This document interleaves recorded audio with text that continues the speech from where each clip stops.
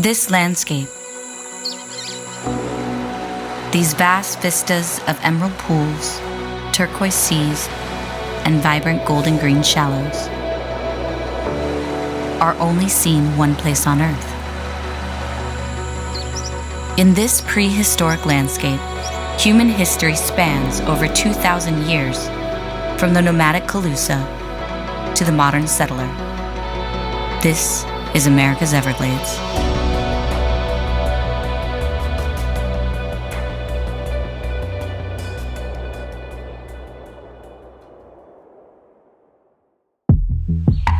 The Everglades provides precious wildlife habitats, fresh water for millions of people, and unparalleled outdoor recreation. Today, this valuable landscape is at risk. This biosphere is squeezed between rising seas and ecosystems that are degraded by man-made flood control systems. So what are these biodiverse, globally important environments? And how is this system living, breathing, and life-sustaining for our entire planet? Where does the Everglades start, and where does it end? We begin here, the crown jewel of America's Everglades, Florida Bay. This bay is the finish line for all of Florida's fresh water. Flowing water is the lifeblood of the entire Everglades ecosystem. Here, at the tail end of the Everglades, these salty, brackish waters are home to brilliant, dense meadows of seagrass, some of which are large enough to be seen from space. They are also home to the largest coastal mangrove community within the United States. These prehistoric plants, over 100 million years old, have provided homes to an incredibly diverse community of species, from tiny invertebrates to large fish, crabs, turtles, marine mammals, and birds for over millennia. Seagrass and mangroves are some of the most productive ecosystems in the world. They are the two most critically important species and help determine the overall health of our coastal biosphere. These coastal plants sequester large amounts of carbon from our atmosphere. They also protect our shorelines and are vitally important to commercial fisheries and coral reefs. But seagrass around the world are being lost at a rate of about 2 football fields every hour. And between 1980 and 2000, 35% of the world's mangrove forests were lost. Our seagrasses and mangroves in Florida Bay and the Everglades are at particular risk. This dramatic loss is because of human activity.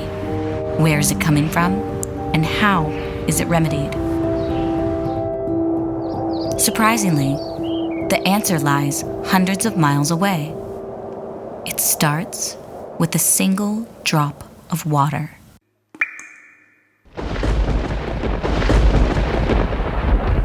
Rain. Rain falls an average of almost 60 inches per year here in Florida.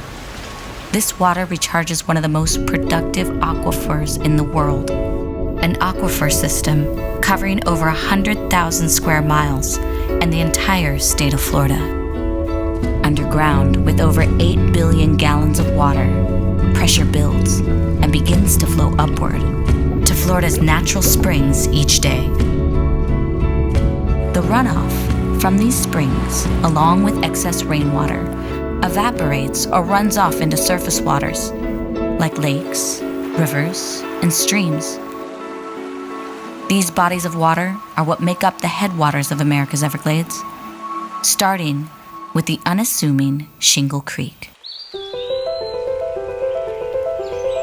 Located in central Florida, this small waterway is the very start of the Everglades. Named after the wood shingles 19th century settlers made from the cypress trees that line the banks, Shingle Creek and its surrounding areas are home to countless plant and animal species. Taking its life from water underground and the sky, this creek feeds a series of waterways that make their way down the belly of the state of Florida. Stringing together a chain of lakes, it then continues its journey south through the Kissimmee River, and then finally to the heart of Florida's watershed.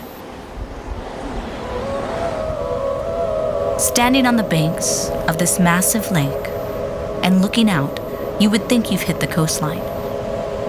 Lake Okeechobee is the largest lake in Florida, covering more than 700 square miles. Its size is demonstrated on how the health of this vast water body affects every ecosystem it's connected to. Imagine a heart that beats and supplies the entire circulatory system. This is what Lake Okeechobee is for our watershed and biosphere alike. In the early part of the 20th century, a levee was built to stop the natural flow of water. This helped to drain the landscape and accommodate for agriculture and the expansion of communities south of the lake. The excess water was then redirected to the east and west down the Caloosahatchee and the St. Lucie rivers. But it starved the Everglades of water. This lack of water started a chain reaction that affected everything and everyone south of the lake. Our water and the lifeblood of the Everglades was going the wrong way. Historically, Lake Okeechobee would overflow. During the rainy season, billions of gallons of fresh water flowed over the lake's southern rim, nourishing the Everglades marshes, sloughs, and tree islands all the way to Florida Bay. This water also recharged the Biscayne Aquifer that millions of Floridians depend on. Because of this diversion of water flow, clearing for agriculture, and other man-made developments, the Everglades is now one of the most endangered ecoregions in North America.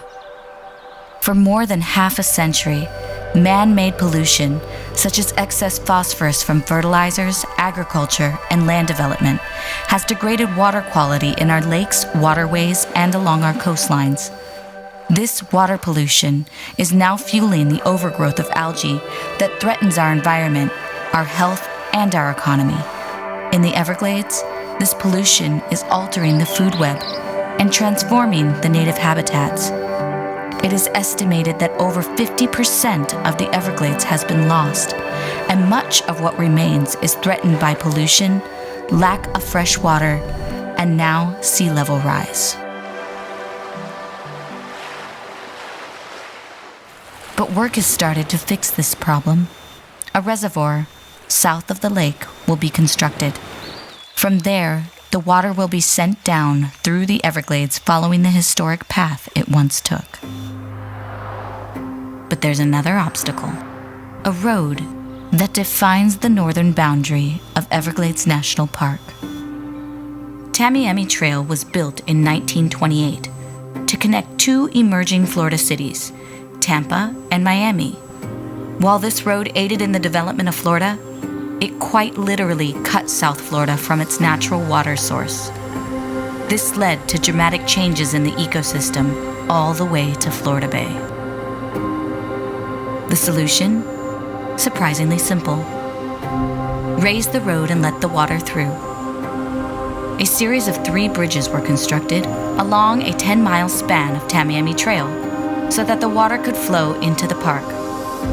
After almost 100 years, water flow was restored. At the end of this nearly 250-mile journey, our water finally arrives where our story began, in Florida Bay. Here, the delicate balance of fresh and salt water sustain an incredible collection of aquatic life. It is why Florida is the fishing capital of the world, why year after year, people from all over support the robust tourism industry that Florida depends on.